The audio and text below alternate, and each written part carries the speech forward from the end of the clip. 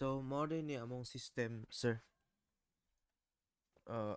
Kani ang mga iyang datas like iro og iring. So, dili nimo na siya ma-edit kung wala kay account. Kumbaga, simple viewer lang ka sa mga naka-display. Pero kung let's say, mo log in ka, let's say, try sa nato ka nang para proof na dili ka makasulod basta-basta. 'Di ba? Login failed. Kopyahan na to ni dapat mag-register ka. 3, 4, 5, 6, 7, 8. Ani. So, yan, nakasulod na ka. Hindi pwede na mag-add og pets. Let's say, pet silog. Pet silog. Cat. Search sa tag-cat sir.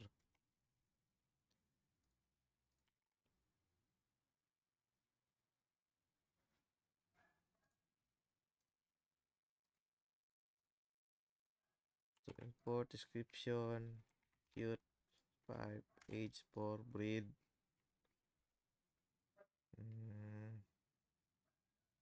Lion.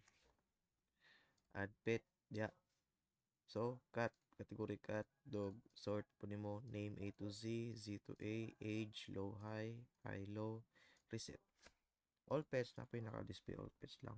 Halimbawa, kani nga account na nagbuhat ani nga data, siya lang po na maka-edit ana. Maka-edit, update, delete. So, ana. Tapos, log out.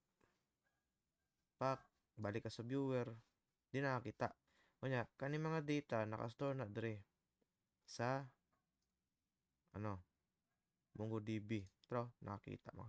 Every mag-create ka, makita nimo siya nga naka-display.